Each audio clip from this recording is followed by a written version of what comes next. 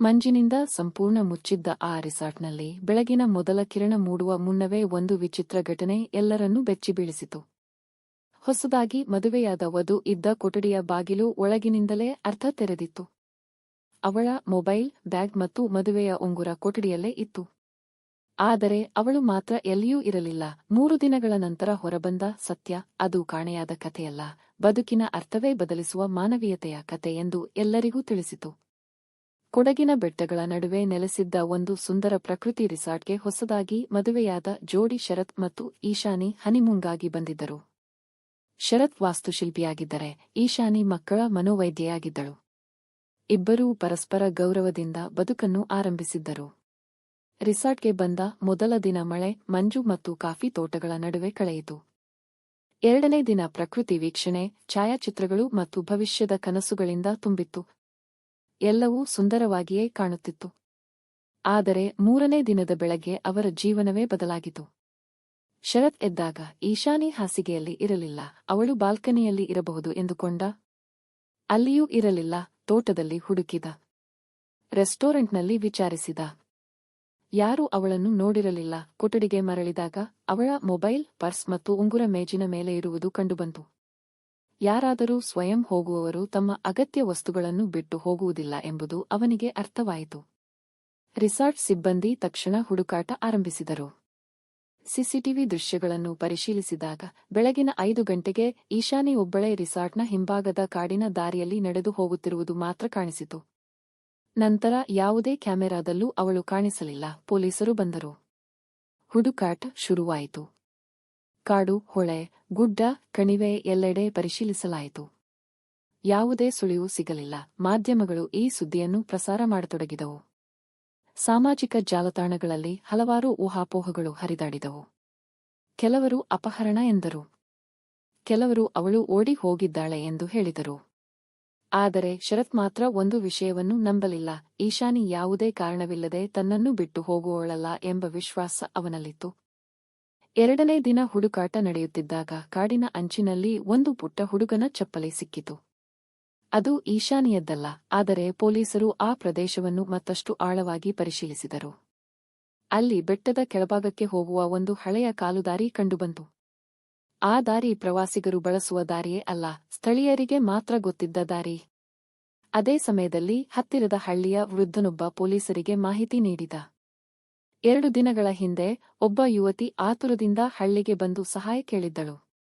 ನಂತರ ಎಲ್ಲರನ್ನೂ ಕರೆದುಕೊಂಡು ಬೆಟ್ಟದ ಮತ್ತೊಂದು ಬದಿಗೆ ಓಡಿದ್ದಳು.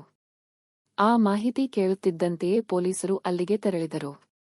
ಅಲ್ಲಿ ಕಂಡ ದೃಶ್ಯ ಎಲ್ಲರನ್ನೂ ಬೆರಗುಗೊಳಿಸಿತು. ಭಾರೀ ಮಳೆಯಿಂದಾಗಿ ಒಂದು ಹಳೆಯ ಸೇತುವೆ ಕುಸಿದಿತ್ತು. ಅದರ ಪಕ್ಕದಲ್ಲಿದ್ದ 2 ಮನೆಗಳು ಮಣ್ಣಿನಡಿ ಸಿಲುಕಿದ್ದವು. ಹೊರಜಗತ್ತಿನ ಸಂಪರ್ಕ ಸಂಪೂರ್ಣ ಕಡಿತವಾಗಿತ್ತು. ವಿದ್ಯುತ್ ಇರಲಿಲ್ಲ, ಮೊಬೈಲ್ ನೆಟ್ವರ್ಕ್ ಇರಲಿಲ್ಲ. ಸ್ಥಳೀಯರು ಕೈಯಿಂದಲೇ ಮಣ್ಣು ತೆಗೆದು ಜನರನ್ನು ರಕ್ಷಿಸುತ್ತಿದ್ದರು. ಅವರ ಮಧ್ಯೆ ಈಶಾನಿಯೂ ಇದ್ದಳು.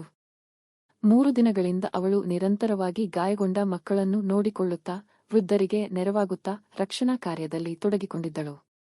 ಆದರೆ ಅವಳು ರಿಸಾರ್ಟ್ಗೆ ಹಿಂತಿರುಗಿ ಒಂದು ಮಾಹಿತಿ ನೀಡಬಹುದಿತ್ತಲ್ಲ ಎಂಬ ಪ್ರಶ್ನೆ ಎಲ್ಲರ ಮನಸ್ಸಿನಲ್ಲೂ ಮೂಡಿತು. ಉತ್ತರ ಇನ್ನೂ ಬಾಕಿಯಿತ್ತು. ಹಳ್ಳಿಯ ಶಿಕ್ಷಕಿಯೊಬ್ಬರು ನಿಜವನ್ನು ವಿವರಿಸಿದರು. ಮೊದಲ ದಿನ ಬೆಳಿಗ್ಗೆ ನಡೆದುಕೊಂಡು ಹೋಗುತ್ತಿದ್ದ ಈಶಾನಿಗೆ ಕಣಿವೆಯ ದಿಕ್ಕಿನಿಂದ ಮಕ್ಕಳ ಅಳುವ ಶಬ್ದ ಕೇಳಿಸಿತು.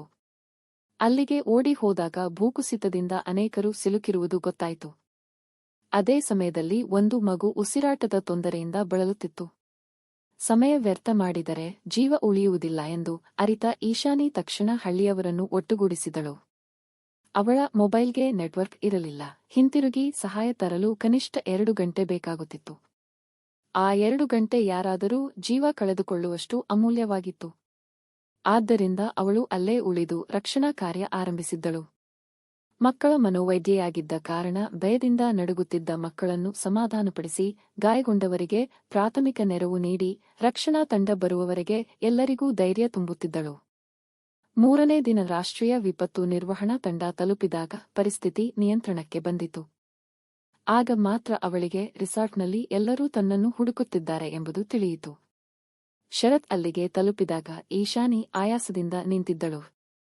ಅವಳ ಮುಖದಲ್ಲಿ ನಿದ್ರೆಯ ಕೊರತೆ, ಕೈಯಲ್ಲಿ ಗಾಯಗಳು, ಬಟ್ಟೆಯಲ್ಲಿ ಮಣ್ಣು. ಆದರೆ ಕಣ್ಣಲ್ಲಿ ನೆಮ್ಮದಿ. ಏಕೆಂದರೆ ಒಬ್ಬರೂ ಪ್ರಾಣ ಕಳೆದುಕೊಳ್ಳದೆ ಎಲ್ಲರನ್ನೂ ಸುರಕ್ಷಿತವಾಗಿ ಹೊರತೆಗೆದಿದ್ದರು. ಶರತ್ ತನ್ನೊಳಗಿನ ಎಲ್ಲಾ ಪ್ರಶ್ನೆಗಳನ್ನು ಮರೆತ.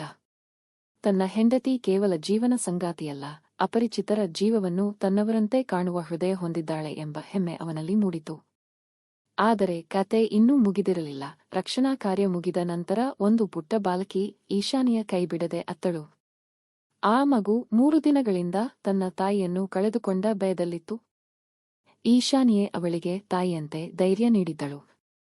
ಕೆಲ ಗಂಟೆಗಳ ನಂತರ ಆ ಬಾಲಕಿಯ ತಾಯಿಯನ್ನು ಜೀವಂತವಾಗಿ ರಕ್ಷಿಸಲಾಯಿತು. ತಾಯಿ ಮತ್ತು ಮಗಳ ಪುನರ್ಮಿಲನವನ್ನು ಕಂಡು ಅಲ್ಲಿದ್ದ ಪ್ರತಿಯೊಬ್ಬರ ಕಣ್ಣು ತುಂಬಿತು. ಕೆಲವೇ ಕ್ಷಣಗಳ ಹಿಂದೆ ಕಾಣೆಯಾದ ವಧು ಎಂದು ಸುದ್ದಿಯಾಗಿದ್ದ ಮಹಿಳೆ ಈಗ ಅನೇಕ ಜೀವಗಳ ಆಶಾಕಿರಣವಾಗಿ ನಿಂತಿದ್ದಳು. ಕೆಲವು ವಾರಗಳ ನಂತರ ಜಿಲ್ಲಾಡಳಿತ ಆ ಹಳ್ಳಿಯಲ್ಲಿ ವಿಶೇಷ ಕಾರ್ಯಕ್ರಮ ಆಯೋಜಿಸಿತು. ರಕ್ಷಣಾ ಕಾರ್ಯದಲ್ಲಿ ಪಾಲ್ಗೊಂಡ ಎಲ್ಲರನ್ನೂ ಗೌರವಿಸಲಾಯಿತು. ಈಶಾನಿಗೆ ಪ್ರಶಸ್ತಿ ನೀಡಲು ಕರೆಯಲಾಯಿತು. ಆದರೆ ಅವಳು ತನ್ನ ಹೆಸರಿಗಿಂತ ಹಳ್ಳಿಯ ಜನರ ಧೈರ್ಯವೇ ದೊಡ್ಡದು ಎಂದು ತಿಳಿಸಿದಳು. ಸಂಕಷ್ಟ ಬಂದಾಗ ಒಬ್ಬ ಮನುಷ್ಯ ಮತ್ತೊಬ್ಬನ ಕೈ ಹಿಡಿಯುವುದು ನಿಜವಾದ ಮಾನವೀಯತೆ ಎಂದು ಅವಳು ನಂಬಿದ್ದಳು. ಆ ಘಟನೆಯ ನಂತರ ಶರತ್ ಮತ್ತು ಈಶಾನಿ ಪ್ರತಿವರ್ಷ ತಮ್ಮ ಮದುವೆ ವಾರ್ಷಿಕೋತ್ಸವವನ್ನು ವೈಭವದಿಂದ ಆಚರಿಸುವ ಬದಲು ಪ್ರಕೃತಿ ವಿಕೋಪ ಪೀಡಿತ ಪ್ರದೇಶಗಳಲ್ಲಿ ಸ್ವಯಂಸೇವಕರಾಗಿ ಸೇವೆ ಮಾಡಲು ಆರಂಭಿಸಿದರು. ಅವರ ಜೀವನದ ಅರ್ಥವೇ ಬದಲಾಗಿತ್ತು. ವರ್ಷಗಳ ನಂತರ ಆ ಹಳ್ಳಿಯ ಪ್ರವೇಶ ದ್ವಾರದಲ್ಲಿ ಒಂದು ಫಲಕ ಅಳವಡಿಸಲಾಯಿತು. ಅದರಲ್ಲಿ ಒಂದು ಸಾಲು ಮಾತ್ರ ಬರೆಯಲಾಗಿತ್ತು. ಕೆಲವರು ಪ್ರವಾಸಕ್ಕೆ ಬರುತ್ತಾರೆ, ಕೆಲವರು ನೆನಪುಗಳನ್ನು ತೆಗೆದುಕೊಂಡು ಹೋಗುತ್ತಾರೆ, ಆದರೆ ಕೆಲವರು ತಮ್ಮ ಮಾನವೀಯತೆಯನ್ನು ಬಿಟ್ಟು ಹೋಗುತ್ತಾರೆ. ಹನಿಮೂನ್ನಲ್ಲಿ ಕಾಣೆಯಾದ ವಧುವಿನ ಕತೆ ಕೊನೆಗೆ ಒಬ್ಬ ಮಹಿಳೆಯ ಧೈರ್ಯದ ಕಥೆಯಾಗಿ ಉಳಿಯಿತು. ಜೀವನದಲ್ಲಿ ಕೆಲವೊಮ್ಮೆ ದೊಡ್ಡ ಪ್ರೀತಿಯ ಪರೀಕ್ಷೆ ಅನುಮಾನದಲ್ಲಿ ಅಲ್ಲ, ಅರ್ಥ ಮಾಡಿಕೊಳ್ಳುವ ಸಹನೆಯಲ್ಲಿ ಇರುತ್ತದೆ. ನಿಜವಾದ ಸಂಗಾತಿ ಎಂದರೆ ಕೈ ಹಿಡಿದು ನಡೆಯುವವನು ಮಾತ್ರವಲ್ಲ, ಮತ್ತೊಬ್ಬರ ಒಳಗಿನ ಒಳ್ಳೆಯತನವನ್ನು ಗುರುತಿಸಿ ಅದರ ಬಗ್ಗೆ ಹೆಮ್ಮೆಪಡುವನು.